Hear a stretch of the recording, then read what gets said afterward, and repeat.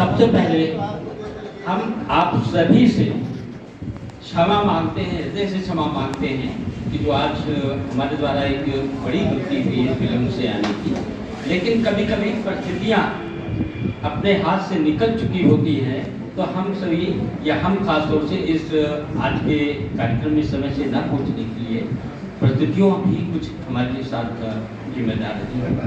और दादा सर्वेश जी ने जो टिप्पणी की थी वो बहुत ही उचित थी और उसका हम सम्मान करते हैं। उनकी नाराजगी बहुत ही उचित थी।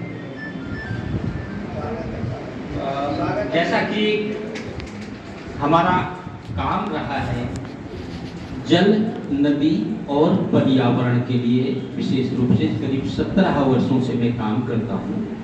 प्रत्येक रविवार हमारा गोमती तट पर ही बीतता है। कहने के लिए तो मैं सिटी मॉन्टेसरी स्कूल में केमिस्ट्री का टीचर हूँ लास्ट 32 ईयर से, लेकिन 2009 से कुछ प्रभु की ऐसी कृपा हुई कि नदियों से मेरी दोस्ती हो गई, नदियों से प्यार हो गया। तो जो कुछ भी टूटा फूटा लिख पाता हूँ उस पानी, पेड़, पर्यावरण के लिए ही मेरी लेखनी चलती है या मेरी सोच में, चिंतन में रहता है। एक पुस्तक मैंने, चूंकि नदियों के लिए करीब 8 प्रदेशों में 250 नदियों के दर्शन करने के लिए मैंने मोटरसाइकिल यात्राएं के द्वारा, वाह भाई वाह, बहुत बढ़िया, बहुत बढ़िया। और उनकी कथा और व्यथा को अर्थश्री नदी कथा के रूप में एक पांडुलिपि लिपि के रूप में मेरे पास तैयार हो, जिनका सोशल मीडिया पर हमने कथाओं के माध्यम से एक प्रयास किया कि हम अपनी नदियों को जानें। और उन कथाओं का एक बड़ा अच्छा प्रभाव हमारी भारत सरकार तक पहुंचा और भारत सरकार ने उन कथाओं के द्वारा जन चेतना जगाने के लिए राष्ट्रीय जल नायक की उपाधि दी, जल शक्ति मंत्रालय भारत सरकार। दूसरा, करीब 20,000 किलोमीटर की ये टोटल यात्रा थी, इसलिए उस पर Limca book of national record में बनाया, खासतौर से नदियों के अध्ययन के लिए।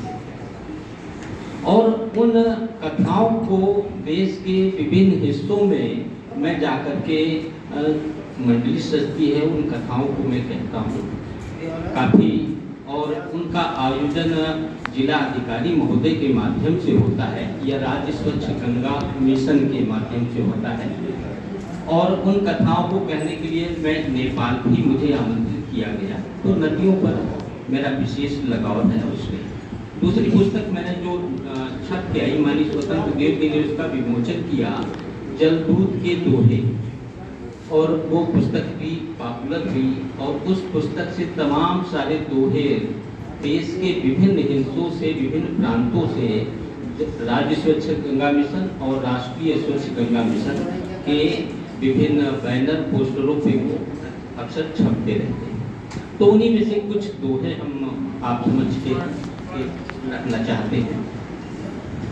नदियों से पानी मिले, नदियों से पानी मिले, मिले वृक्ष से सांस, जीवित रहना चाहते चलो प्रकृति के पास, चलो। वाह वाह भाई वाह।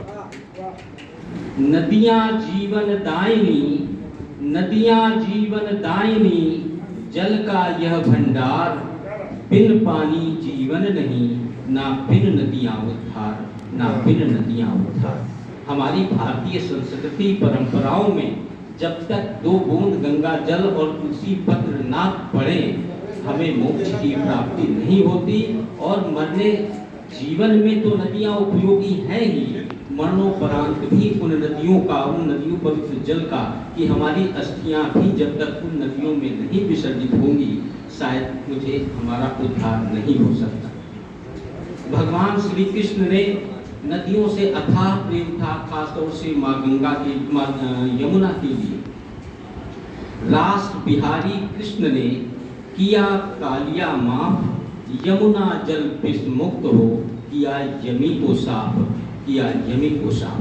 संभवतः नदी की स्वच्छता का एक पहला उदाहरण जो इतिहास से हमें समझ में आता है वो मिलता है कि उस विषैले नाग को निकालने के लिए भगवान श्री कृष्ण नदी में कूद गए, उस कालिया नाग को वहां से भगाया। एक और अंतिम दोहा हम रखना चाहते हैं। भगवान भोलेनाथ की कृपा, आदिदेव महादेव हैं और शायद वो पर्यावरण के सबसे बड़े प्रेमी और जनता जनार्दन को, समाज को बचाने के लिए जितना विष और विषाक्त युक्त चीजें धरती पर हैं सब उन्होंने पार किया। देखिए ना, धतूरा जैसे कोई नहीं पूछता, भगवान शंकर को पसंद है। गरल उन्होंने विष पिया, अमृत समाज के लिए छोड़ दिया। तो महिमा भोले की बड़ी, महिमा भोले की बड़ी, किया गंग का मान, और इतना मान किया मस्तक पर स्थान दे, पर भूल गया इंसान, भूल गया इंसान। जिन नदियों को माँ